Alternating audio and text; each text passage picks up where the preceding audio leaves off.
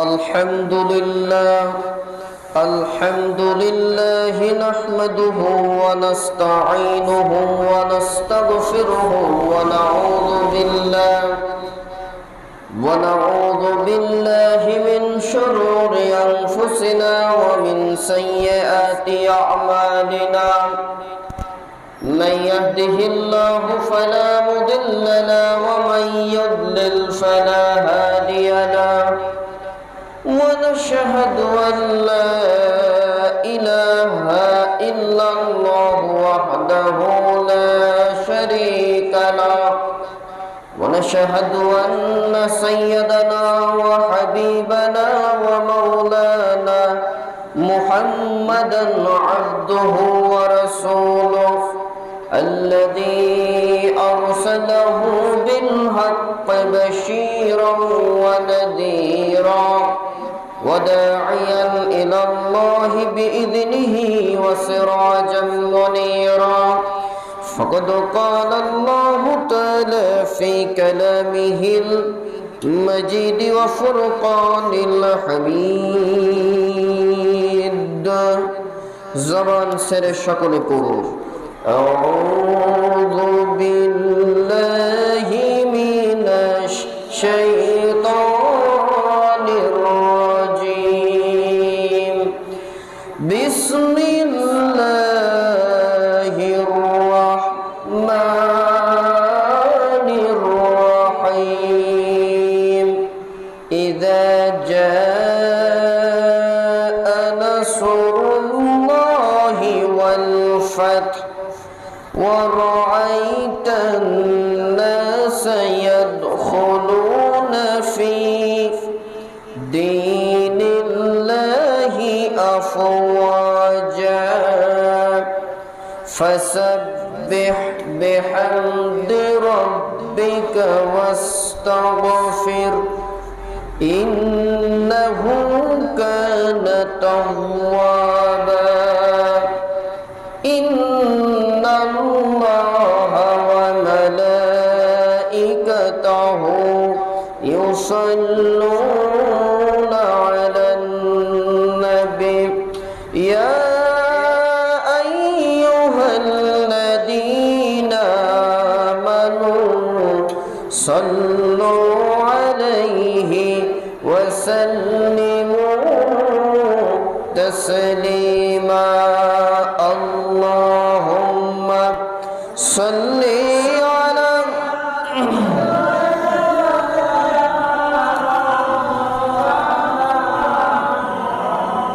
লাইটটা জ্বালাই দিয়ে নাই।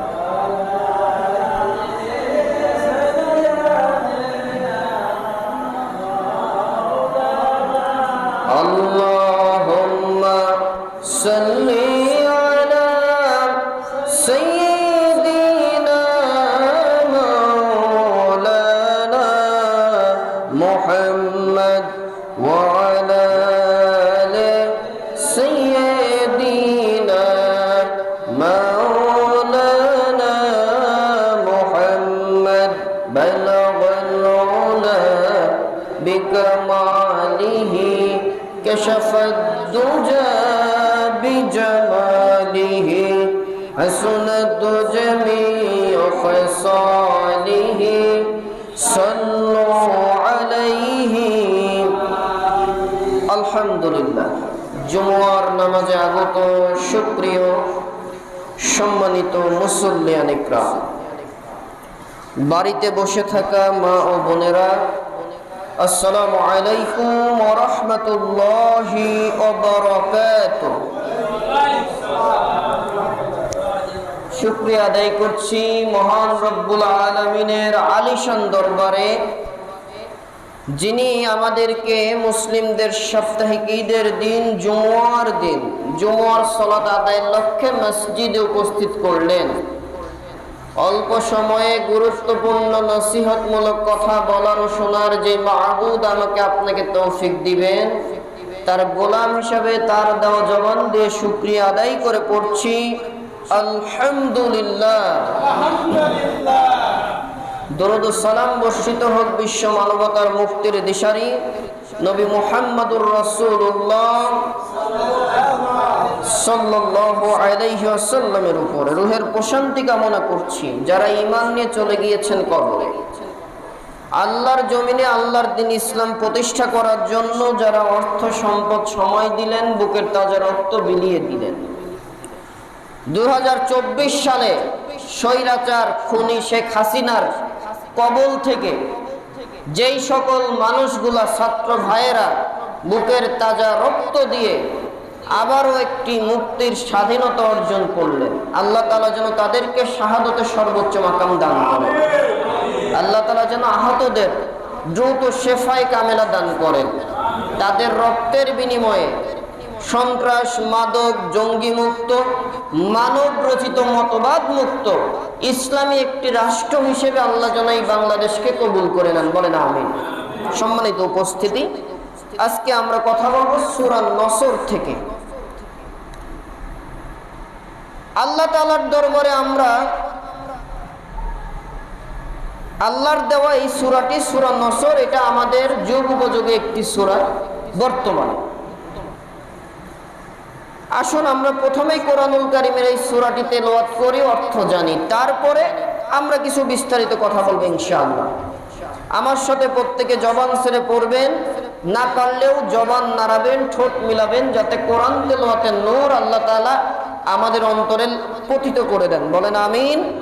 জবান ছেড়ে পড়ুন, আউযু বিল্লাহি মিনাশ শাইতানির রাজিম, বিসমিল্লাহির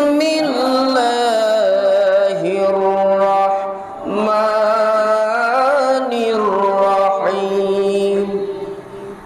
ইযা জাআ নাসরুল্লাহি ওয়াল ফাতহ ওয়া রাআইতান নাসা ইয়াদখুলুনা ফি দীনিল্লাহি আফওয়াজা ফাসাব্বিহ বিহামদি রাব্বিকা ওয়াস্তাগফির ইন্নাহু কানা তাওয়াবা। সাদাকাল্লাহুল আযীম। ইরশাদ হচ্ছে, ইযা জাআ নাসরুল্লাহি ওয়াল ফাতহ, যখন আল্লাহর সাহায্য, বিজয় আসবে, ওয়া রাআইতান নাসা ইয়াদখুলুনা ফি, তখন নবীজি আপনি দেখতে পাবেন মানুষ দলে দলে আল্লাহর দ্বীনের ভেতরে প্রবেশ করে যাচ্ছে। মানে যখন সুবিধা আসে, সারা জীবন অনেক হুজুরও আছে স্বৈরা শাসকের বিরুদ্ধে একটা কথা বলে না। অনেক মসজিদের ইমাম, আজকে আফসোস 90% মুসলমানের এই বাংলাদেশে জাতীয় মসজিদের একটা ইমাম খতিব নির্বাচন হয়, দায়িত্ব পায়, যাদের মূল আদর্শ থাকে ধর্ম নিরপেক্ষ মতবাদ। এই মতবাদে বিশ্বাসী ওলামা লীগে যোগ দিয়ে কেন্দ্রীয় সেন্ট্রাল মসজিদগুলো, এমনকি জাতীয় মসজিদের ইমাম হয়, ও তো আলেম নামের কলঙ্ক, মুনাফিকের উত্তরসূরি। এখন পরিবেশ বদলাই গেছে, সব অটো ইসলামী দলের হয়ে যাবে। যেদিন দেশটাকে আল্লাহ তাআলা স্বাধীন করিয়ে দিলেন, মুক্তিযুদ্ধ 1971 সালে হয়েছিল, কিন্তু আশা করছি আমরা বাংলাদেশের মানুষের বাক স্বাধীনতা আল্লাহ আবার ফিরিয়ে দিলেন 2024 সালের 5ই আগস্টের স্বৈরাচার খনি শেখ হাসিনা পতনের মাধ্যমে। এবং আমরা আশা করছি যে অন্তর্বর্তীকালীন সরকার গঠন হয়েছে, তাদের যে বক্তব্য, তাদের যে কার্যটা, হয়তো বা দেশটাকে পরিশুদ্ধ করে আবার ইনশাল্লাহ একটা রাজনৈতিক সুষ্ঠু দল আমাদের আসবে ইনশাল্লাহ। তো যেদিন পতন হয়ে গেল, এই 5ই আগস্টে শুধুমাত্র শেখ হাসিনার ওই পদত্যাগের ঘোষণা শুনতেই সব অটো, যারা সারা জীবন বিরোধী পক্ষ বলেছে, এখন সব এক পক্ষে নাম দিয়ে ফেলেছে। বিজয় মিছিলে নাকি তাদেরকে এখন আগে আগে দেখা গেছে, যারা সারা জীবন দলীয় শেখ হাসিনার দালালি করে গেছে। সম্মানিত উপস্থিতি, আল্লাহ তাআলা বলছেন, ওয়া রাআইতান নাসা ইয়াদখুলুনা ফি নবী, যখন বিজয় আমি আল্লাহ দান করে দেব, মানুষ দেখবেন তাকে আহ্বান করা লাগবে না, অটোভাবে নিজে থেকে বাঁচার জন্য, কেউ বা থাকবে ক্ষমতা ফিরে পাওয়ার জন্য, অটোভাবে দলে দলে যোগদান করবে। দীনিল্লাহি আফওয়াজা, আপনি দেখতে পাবেন। ফাসাব্বিহ বিহামদি রাব্বিকা ওয়াস্তাগফির, তখন আপনি আপনার মহান রব আল্লাহ তাআলার জন্য পবিত্রতা ঘোষণা করেন এবং ইস্তিগফার পাঠ করুন। ইন্নাহু কানা তাওয়াবা, তার কাছে ক্ষমা প্রার্থনা করুন ও তওবা করুন, নিশ্চয়ই আল্লাহ তাআলা তওবা কবুলকারী। তার মানে বিজয় যখন চলে আসবে আর হত্যাযোগ্য না, হত্যাযোগ্য বহু হয়েছে। একটা কাজ জাতি করতে পারে, যত জায়গায় এই স্বৈরাচার মূর্তি, মানুষের প্রাণীর মূর্তি স্থাপন করেছে, সেইগুলোকে ভেঙে গুড়িয়ে দিতে পারে, কিন্তু একটা মানুষ আর একটা মানুষের ক্ষতি করার দরকার নাই। তাদেরকে ভালোবাসার চাদরে আগলিয়ে রাখেন। তবে হ্যাঁ, তাদেরকে একটু বোঝান যে দেখো, তোমরা আমাদের সাথে যে আচরণ করেছো আমরা সেই আচরণ চাই না, তবে তাই বলে তোমরা এই সুযোগকে ব্যবহার করে আবার ফাল পেরো না। সামনের ভবিষ্যৎ কিন্তু তোমাদের জন্য ভয়াবহতা আছে, তবে অবশ্যই আসবে ইনশাআল্লাহ। এই যে অন্তর্বর্তীকালে সরকারের শপথের পরেই তো ডক্টর ইউনূসের একটা ভাষ্য আমরা শুনলাম, ভালো লাগলো, যে তাদের প্রথম কাজই হবে যত খুনি, ছাত্র আন্দোলনে যত খুন করেছে তাদের বিচারটা তিনি আগে করবেন। আর তারা কারা, এটা এই জাতির কাছে আর নতুন করে বলার দরকার নেই। সম্মানিত উপস্থিতি, তাহলে আল্লাহ তাআলা যখন বিজয় দেবে, আমাদের তো বিজয় উল্লাস, বিজয় মিছিল করতে হবে নাকি? না, ইসলামে কোনো বিজয় মিছিল নাই। আল্লাহ না না, ইসলামে কোনো বিজয় মিছিল নাই। এটা অন্য জাতি করতে পারে, আপনি শুকরানা আনন্দ র্যালি করতে পারেন, বিজয় উল্লাস না। বিজয় উল্লাসের মাধ্যম আল্লাহ দিয়েছে ফাসাব্বিহ বিহামদি রাব্বিকা ওয়াস্তাগফির ইন্নাহু কানা তাওয়াবা। নবী, যখন আপনি ক্ষমতা ফিরে পেয়েছেন, বিজয় এসেছে, আপনি রবের জন্য আগে নিজে আল্লাহর কাছে ক্ষমা চান, ইস্তিগফার করুন, আর আল্লাহর তাসবিহ, আল্লাহর প্রশংসা ঘোষণা করেন। বিজয় উল্লাসের মূল মাধ্যম 2 রাকাত শুকরানা নামাজ আদায় আল্লাহর জন্য। এরপরে আপনি শুকরানা র্যালি করতে পারেন। সব থেকে উত্তম কাজ, বর্তমানে যত মানুষ শহীদ হলো, কুষ্টিয়া সদর হসপিটালের বেডেও আমাদের অনেক আন্দোলনকারী ভাইয়েরা কাতরাচ্ছে, পরিবার দুর্বল, সাহায্য, তাদের পাশে দাঁড়ানোর কেউ নাই, তাদের পাশে যে খোঁজ নেওয়া। কুষ্টিয়াতে প্রায় 20 জনের ওপরে এই স্বৈরাচার আন্দোলনে শহীদ হলেন। তাদের কিন্তু আবার শহীদ বলতে নিজেরা কার্পণ্য বোধ করেন না। শহীদদের সংজ্ঞায় রাসূলুল্লাহ বলেন, যারা ঈমানের সাথে নিজের অধিকার আদায়ের লক্ষ্যে জীবন উৎসর্গ করে দেয়, আন্দোলন করতে গিয়ে মারা যায়, নিজের মানবতার অধিকার আদায়ে ঈমানরত অবস্থায় আল্লাহ তাদেরকে শাহাদতে মৃত্যু দান করেন। আমাদের কুষ্টিয়াতে প্রায় 20 জনের উপরে প্রাণহানি হয়েছে। এই 5 আগস্টে একদিনে প্রায় 10 থেকে 15টা লাশ বের হয়েছে। তো তারা শহীদ। আপনাদের আমাদের উচিত তাদের কবরের জিয়ারত করতে যাওয়া, তাদের পরিবারের খোঁজ খবর নেওয়া। প্রশংসা কি করে আদায় করবেন? আপনাকে যে একটা সর মারছে, আপনি তাকে এখন একটা ফুল দিয়ে উপহার দেন। ভাই, যে আপনাকে ক্ষতি করলো তাকে যদি আপনি একটা ফুল দিয়ে উপহার দেন, ও যদি মানুষ হয়ে থাকে, মানুষের রক্ত ওর ভেতরে যদি থাকে, এর থেকে বড় শিক্ষা আমার মনে হয় 5টা বেতের বাড়ি দিয়েও হবে না। কি আমার কথা কি রাগ করলেন নাকি? সম্মানিত উপস্থিতি, আসুন এই বিষয়ে আমরা এখন জানি। তাহলে মূল কথা, বিজয় আসলে প্রশংসা আদায় করবেন কি করে? 1 নম্বর, তওবা করতে হবে, ইস্তেগফার পাঠ করতে হবে। কার কাছে? আল্লাহর কাছে ক্ষমা চাইতে হবে। 2 নম্বর, তাসবিহ, প্রশংসা আদায় করতে হবে। কার? তাহলে 2টা কাজ। বিজয় অর্জন হলে কাজ হবে 2টা। কয়টা কাজ? কি কি বলেন? 1 নম্বর, ইস্তেগফার আদায় করা, তওবা করা, ভুলের ক্ষমা চাওয়া। আল্লাহ, এই জাতিকে তুমি যেভাবে ধ্বংস করলে, আমরা যেন সীমা লঙ্ঘনকারী হিসেবে আমরা যেন না হয়ে উঠি, আমাদেরকে ক্ষমা করে দাও। 2 নম্বর, প্রশংসা আদায় হবে কার? আল্লাহ তাআলা। সূরা নসর কোরআনুল কারীমের 110 নম্বর সূরা। পবিত্র কোরআনুল কারীমের সিরিয়াল ক্রমে 110 নম্বর সূরা, আয়াতে কারিমা 3টি, 30 নম্বর পারায় অবস্থিত, রুকু সংখ্যা 1। এই সূরার আগে সূরার নাম সূরা কাফিরুন, পরে সূরার নাম সূরা লাহাব। সূরাটি মাদানী, মদিনা অবতীর্ণ। এই সূরার এক নাম সূরা তাওদি। তাওদি অর্থ বিদায় করা। রাসূলুল্লাহ সাল্লাল্লাহু আলাইহি সাল্লামের ওফাত নিকটবর্তী হওয়ার ইঙ্গিত এই সূরায় পাওয়া যায়, বিধায় এর নাম সূরা তাওদি বলা হয়। এই সূরার শানে নজুল সম্পর্কে জানা যায়, আল্লাহ তাআলা যখন এই সূরা নাজিল করেন, মুফাসসিরিন ইকরাম বলছেন কোরআনুল কারীমের সর্বশেষ নাজিলকৃত পূর্ণাঙ্গ সূরা হচ্ছে সূরা নসর। সুবহানাল্লাহ। তাহলে কোরআনুল কারীমের সর্বশেষ পূর্ণাঙ্গ যেই সূরাটা নাজিল হয় তার নাম কি? সূরা নসর। নাসর না, সূরা নসর। রাসূলুল্লাহ মক্কা বিজয় করলেন, যেই মক্কাতে বাবার দেশে থাকতে দিল না, রাসূলুল্লাহকে মেরে ফেলার চক্রান্ত করলো, ষড়যন্ত্র করলো আবু জাহেল, তারপরে আবু সুফিয়ান, আবু লাহাব, মক্কার বড় বড় কাফের নেতারা। দীর্ঘদিন পরে আল্লাহ তাআলা সেই মক্কা রাসূলুল্লাহকে বিজয় করিয়ে দিলেন, মক্কারও নবী রাষ্ট্রপতি হয়ে গেলেন।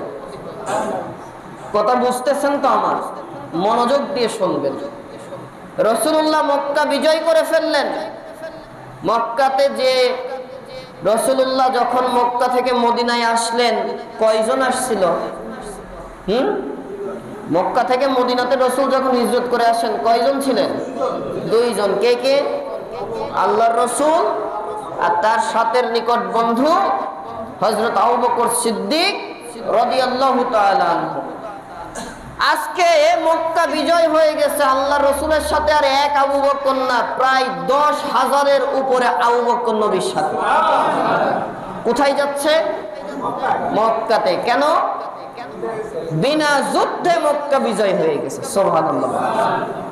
যদিও শেখ হাসিনা তো হাজার হাজার প্রাণ নিয়ে গেল, যেদিনও পদত্যাগ করলো, শোনা গেল এখন সবই প্রকাশ হচ্ছে, সকাল 10টা থেকে শুরু করে তার পেটুয়া দালাল প্রশাসন আর সৈন্যদের উপরে সে চাপ প্রয়োগ করে, আরো দরকার হলে গুলি লাগাও, আরো মানুষ মারো, টিকে থাকতে হবে।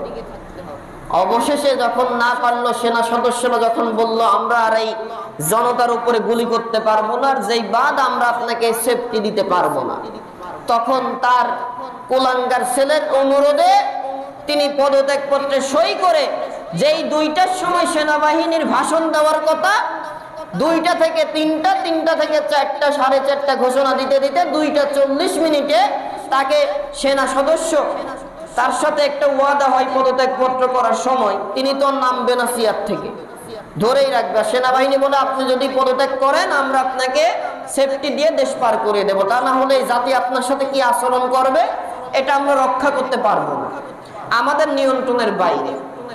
আল্লাহ তাআলা সারাটা জীবন তো ওর পাপ করার সুযোগ দিয়েছে, সীমা লঙ্ঘন যখন করে গেল, ফেরাউন সীমা লঙ্ঘন করে মরার আগে বলল আল্লাহ তুমি বাঁচাও, আমি মুসার আল্লাহর প্রতি ঈমান আনলাম। আল্লাহ তাআলা বলছিল এখন আর গ্রহণযোগ্য হবে না। শেখ হাসিনাও ঠিক, ও তো ফেরাউনের উত্তরসূরি, আবু জাহেলের উত্তরসূরি, একই আচরণ হয়ে গেল। তবে ওই জামানায় ফেরাউনকে আল্লাহ পতন করিয়েছে, আর এই জামানার ফেরাউনকে কবে পতন করবে এই জাতি তার অপেক্ষায় আছে। তোকে সেনা সদস্যরা পালানোর সুযোগ করে দিল, তাদের বিশেষ ফ্লাইটে চলে গেলেন, কোন রাষ্ট্র নেই না, যুক্তরাজ্য ভিসাটাকেই বাতিল করে দিল।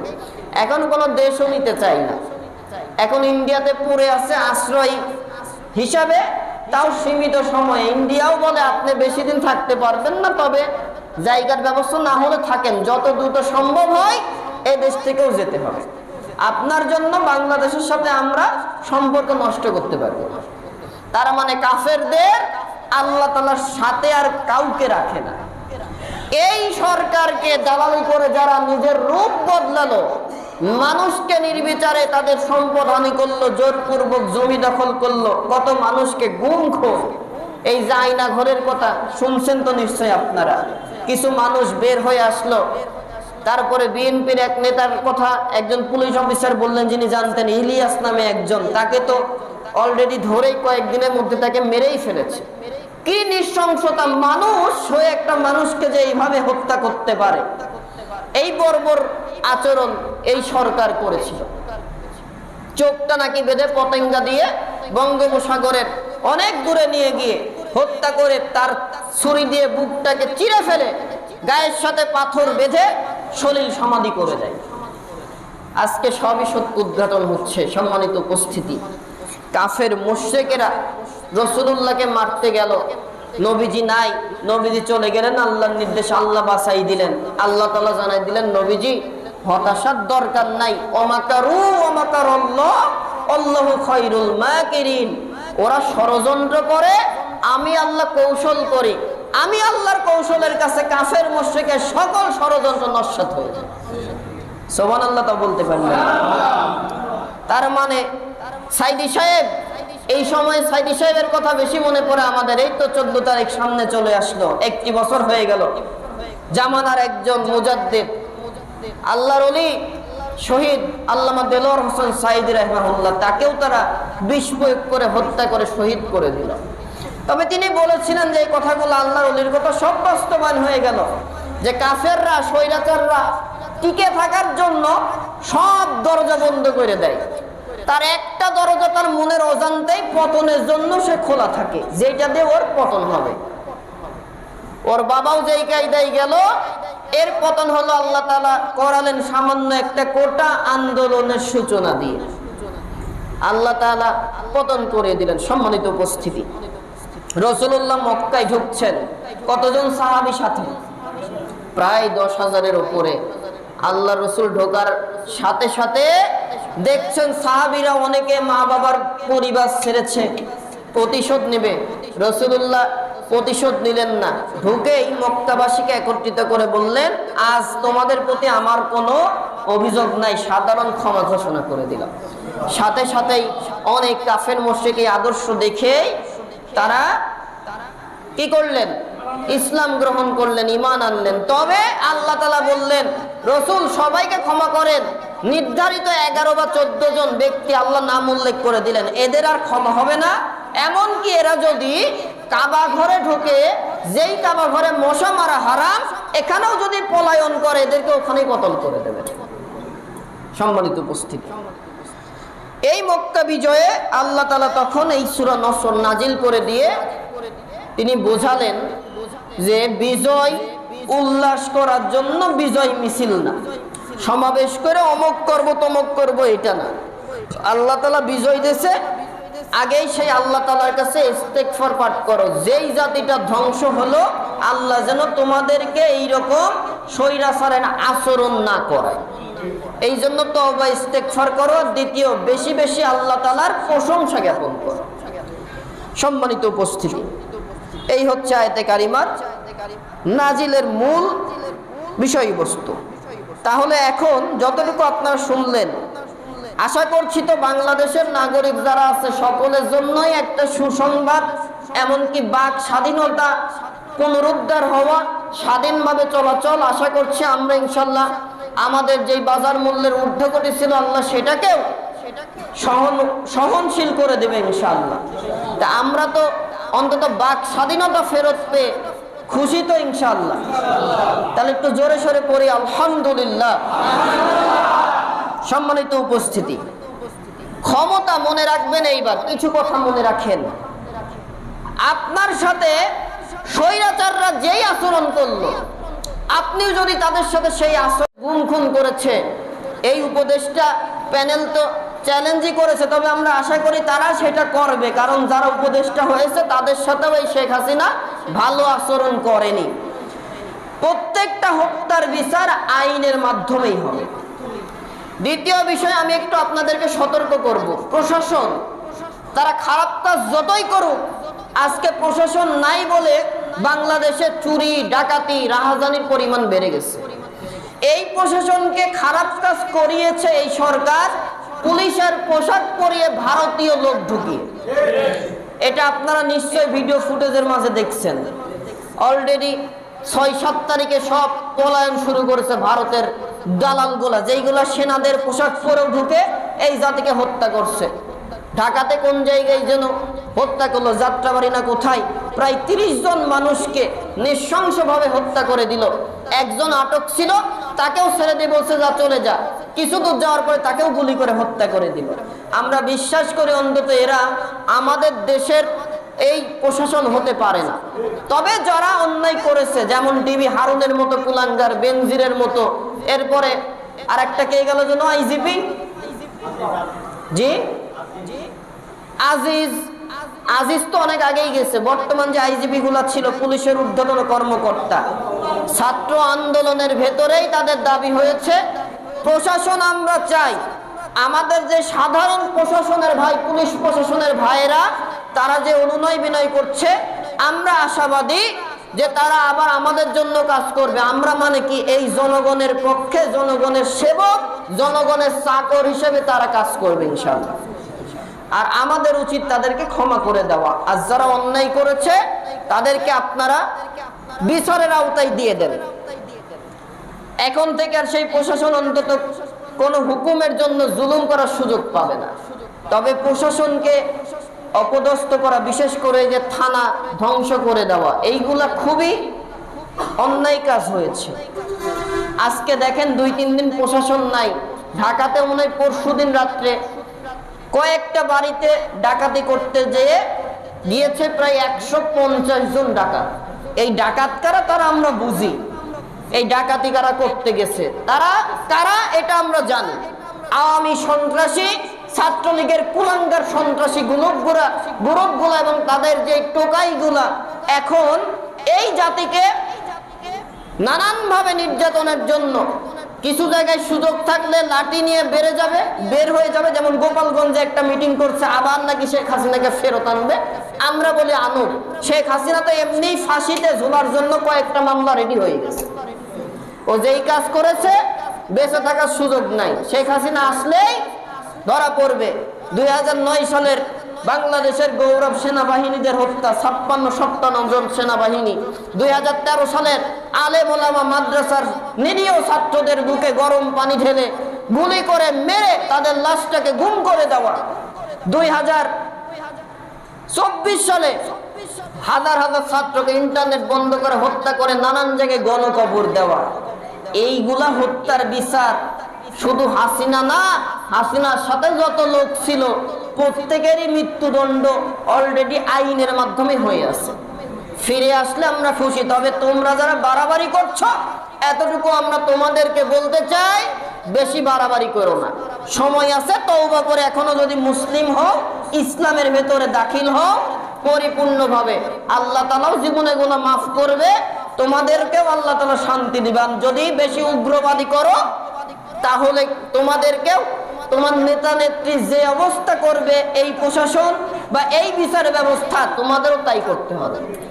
কত আলেমকে, মানুষকে বাক স্বাধীনতা হরণ করে গুম হয়ে গেছে বিরুদ্ধে কথা বলবে, হয়নি ভাই? কারো বাড়ি নাই ঠিক। ইসলামী আন্দোলনের মূল কর্ণধার যারা ছিল, জামাত ইসলামের যত নেতৃবৃন্দ, আপনারা কি প্রকৃতই মনে করেন তারা আসলে যুদ্ধ অপরাধী?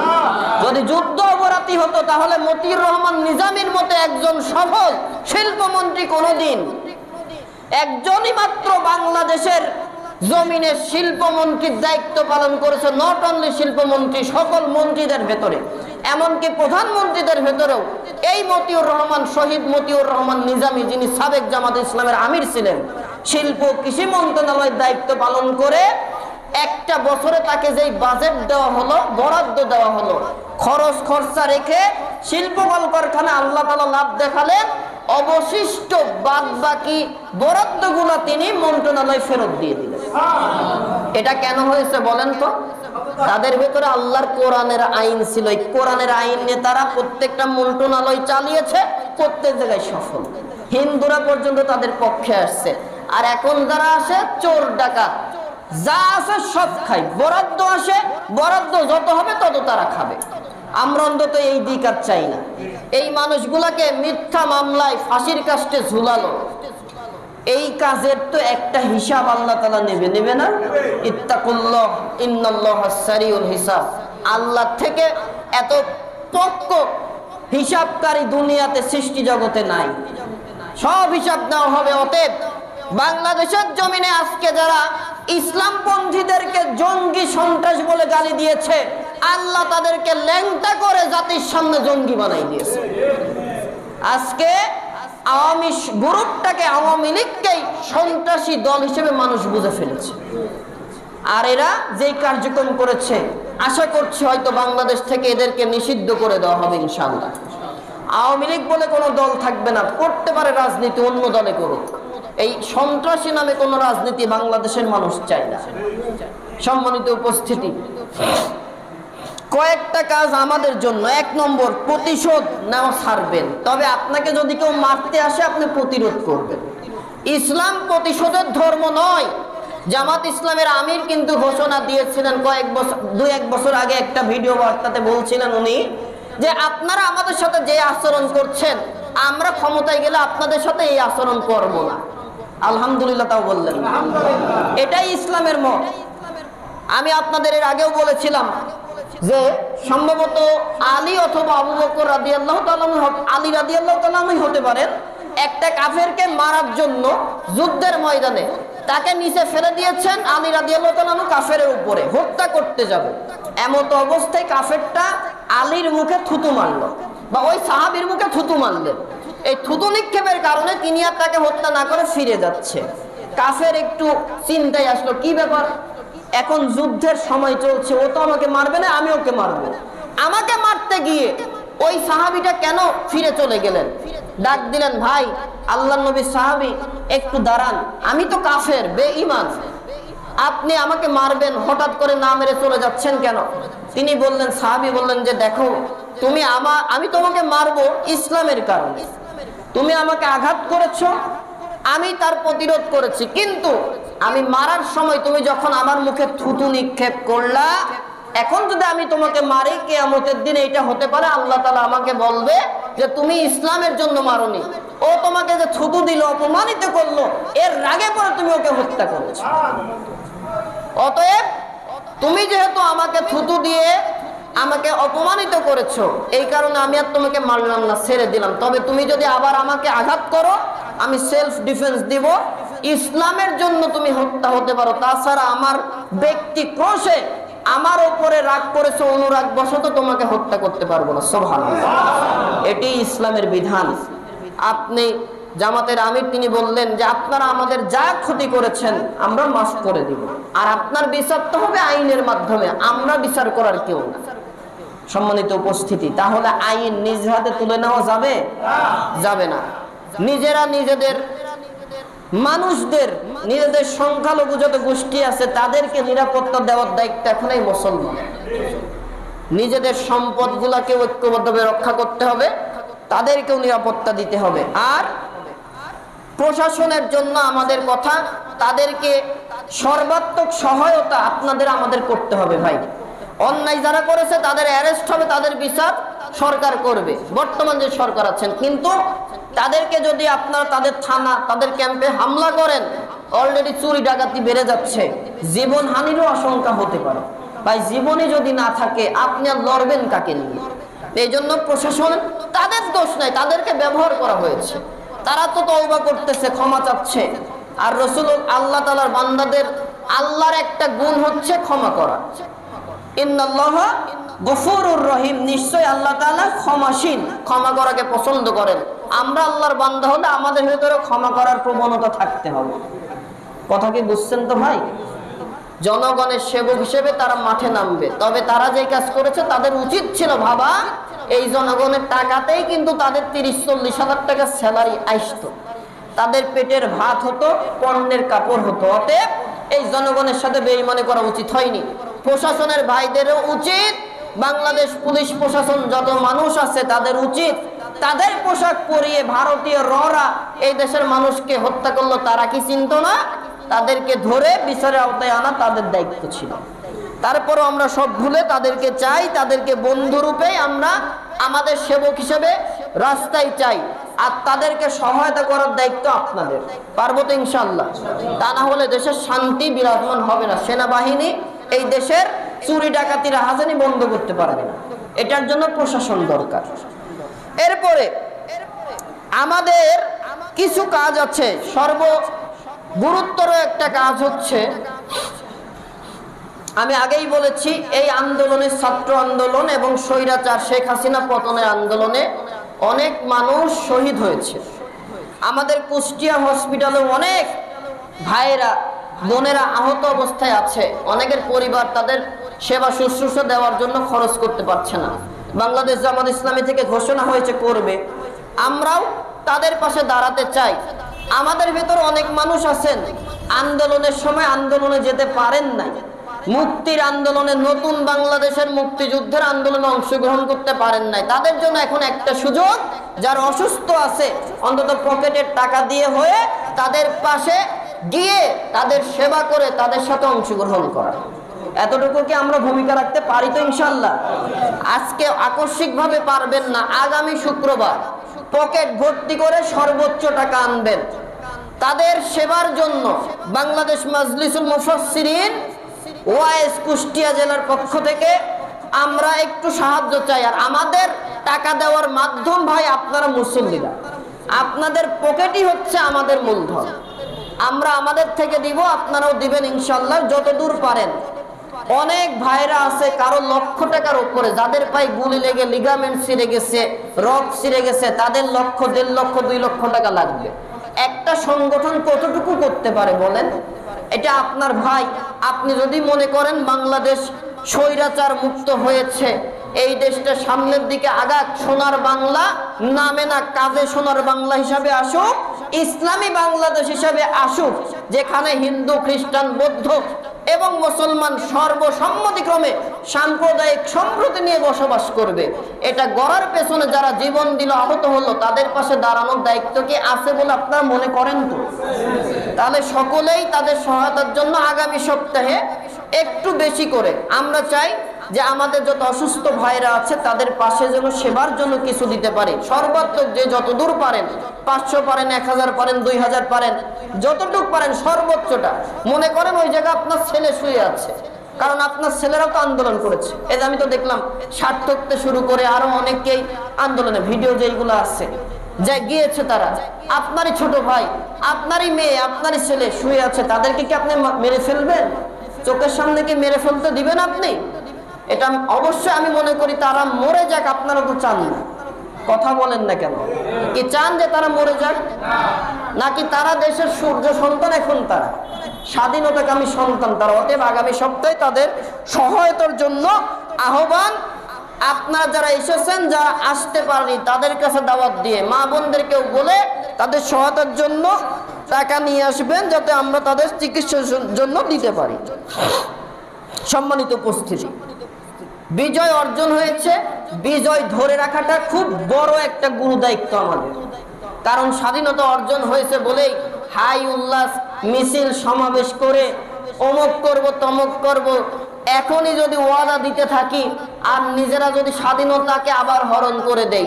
এই যে অলরেডি আজকে জুমার নামাজে আসার সময় একটা ভিডিও দেখলাম, আওয়ামী লীগ সন্ত্রাসীর একটা ব্যক্তিত্ব ভিডিও কনফারেন্সে বলছে যে আমরা আবার শেখ হাসিনাকে ফিরিয়ে আনবো, আপনারা যে যেখানে আছেন ঐক্যবদ্ধ হন। এই ঐক্যবদ্ধ হয়ে সন্ত্রাসী কাজের জন্য ঐক্যবদ্ধ হতে দেওয়ার সুযোগ যদি আপনারা করে দেন, আবারও হাজার হাজার মানুষ মরবে। সেই সুযোগ তাদেরকে আর দেওয়া যাবে না। আমরা চাই তারা মানুষ ভুল করেছে, প্রথমে আল্লাহর কাছে, দ্বিতীয়ত জাতির কাছে তারা মাপ চায়। যেমন এই দেশের প্রশাসন যেই কাজটা করছে ভালো, তারা এই জাতির কাছেই মাপ চাচ্ছে, অন্যায় তো তাদের সাথে করেছে।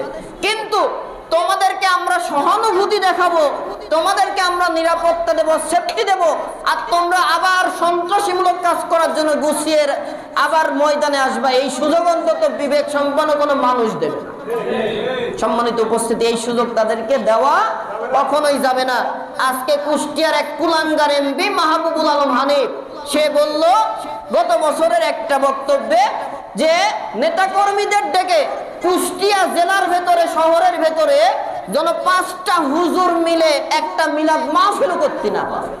আর আজকে সেই মাহবুবুল আলম এমপি পলাতে গিয়েছে বোরকা পরে, ধরা পড়েছে। আমি কি মনে হয় একটু ভুলই বললাম নাকি? তাহলে সারা জীবন ইসলামের বিরুদ্ধে। লালনকে খুব তার ভালো লাগে, লালন একাডেমি করছে। কেন নজরুল একাডেমি করা যায় না? লালনের জন্য এত দরদ কেন? লালন তো কোনো ধর্মেরই লোক না। আর আল্লাহর একটা নির্ধারিত পছন্দের ধর্ম আছে, যেটার নাম ইসলাম। তুমি মুসলমান রূপে পরিচয় দাও, ভোটের আগে খুব মাথায় টুপি দিয়ে এক আসরের নামাজ 3-4 জায়গায় আদায় করলা, আবার ভোটে ওঠার পরে বলো যে ইসলাম থাকবে না, ইসলাম মুসলিম যারা সব জঙ্গি, নাউজুবিল্লাহ বলেন। এদেরকে গালি দিল আল্লাহ। আজকে সেই জঙ্গিদের বলে যারা গালি দিল তাদের সেই মূল লেবাস বোরকা পরায়ে পলানোর ব্যবস্থা করছে। পলাতে পারেনি, শুনছি তো ধরা পড়েছে, আরো ধরা পড়বে। যত জাহেলিয়াত কাজ করেছে, ইসলাম বিরোধী কাজ করেছে, এর পুঙ্খানুপুঙ্খ হিসাব এই জাতির সামনে তাদের দিতে হবে। আমাদের জন্য শিক্ষা তাদের থেকে, তারা অন্যায় করেছে। আমরা যারা ক্ষমতায় যাবে না আমাদের মধ্য থেকে, তাদের আচরণ করেন না। সব সময় মনে রাখেন, চেয়ারে যাবেন, মেম্বার হন, চেয়ারম্যান হন, এমপি হন, মন্ত্রী হন, রাষ্ট্রপতি, প্রধানমন্ত্রী, যেই হন না কেন, এই যে ছাত্রদের 2টা প্রতিনিধি উপদেষ্টা প্যানেলে গেছে, দেখছেন তো, আসিফ আর নাহিদ। এই যে 2 জন গিয়েছে, গিয়ে নিজের ইচ্ছা মতো পরিচালনা করলে হবে না। তাদের দায়িত্ব এই জনগণের শান্তি, জনগণের যত অধিকার আছে বাংলাদেশের নিশ্চিতকরণে কাজ করা। আপনি যেই জায়গার দায়িত্বশীল, সেখানে আপনার চিন্তা রাখতে হবে আপনার অধীনস্থ যত বান্দা মানুষ আছে তাদেরকে সর্বাত্মকভাবে নিরাপত্তা দেওয়া, তাদের চাহিদা পূরণ করা, সর্বাত্মকভাবে চেষ্টা করা। ভাইজান, নেতা হলে আপনি এসি রুমে বসে ঘুমাবেন না, আপনার ঘুমই তো থাকবে না। দিনের বেলায় আপনি রাস্তায় মানুষের হক কার কি দরকার চাবেন, রাত্রে বেলায় তাহাজ্জুদ নামাজ পড়ে আল্লাহর কাছে সাহায্য চাইবেন। তাহলে এই দেশে শান্তি আনা সম্ভব।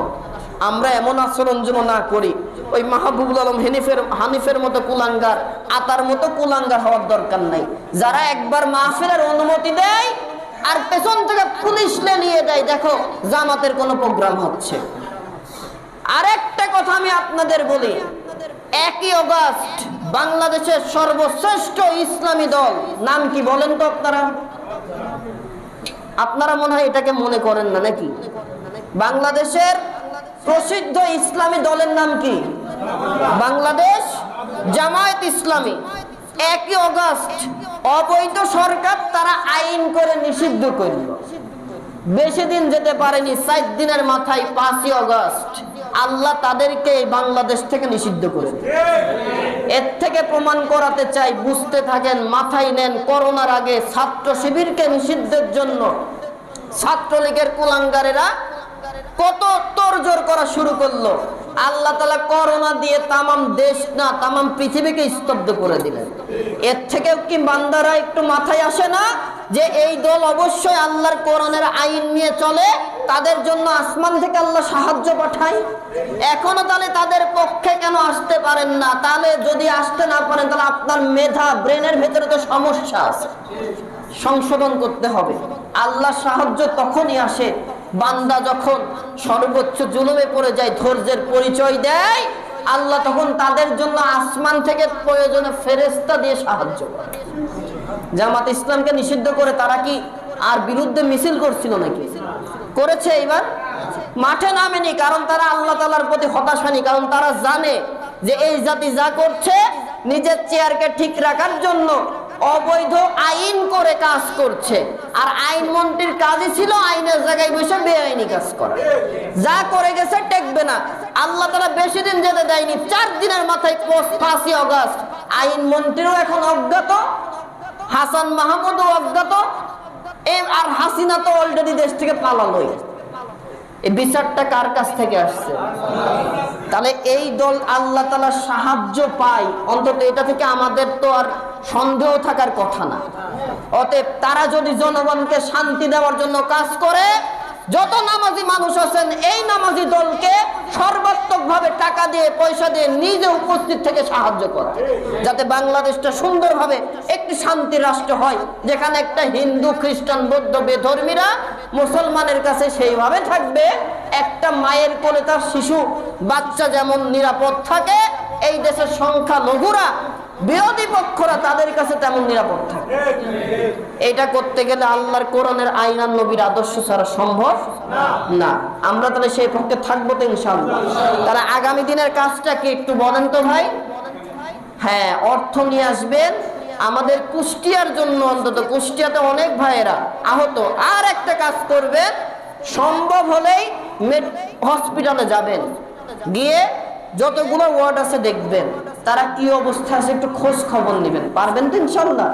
এটি একটি ইবাদত, একটি সুন্নাহ। আল্লাহ তাআলা যেন এইগুলা কাজ করার তৌফিক আমাদের দান করেন, বলেন আমিন। আল্লাহ তাআলা যে অন্তর্বর্তীকালীন সরকার দিয়েছে তাদেরকে যেন ইসলামের পক্ষে, মানবতার কল্যাণে, দেশের স্বাধীনতা রক্ষায়, সার্বভৌমত্ব রক্ষায় কাজ করার তৌফিক, জনগণের প্রতিনিধি হিসেবে কাজ করার তৌফিক দান করেন, বলেন আমিন। এই দেশের বাংলাদেশ প্রশাসন, বিশেষ করে পুলিশ ডিপার্টমেন্টকে আল্লাহ তাআলা যেন পরিশুদ্ধ করিয়ে আবার জনগণের বন্ধু হিসেবে কাজ করার তৌফিক দান করেন, বলেন আমিন। সুবহানাকাল্লাহুম্মা বিহামদিকা আশহাদু আল্লা ইলাহা ইল্লা আনতা আস্তাগফিরুকা ওয়া আতুবু ইলাইক। আসসালামু আলাইকুম ওয়া রাহমাতুল্লাহ। যারা সুন্নাত পড়ি নাই সুন্নাত পড়ে নেই।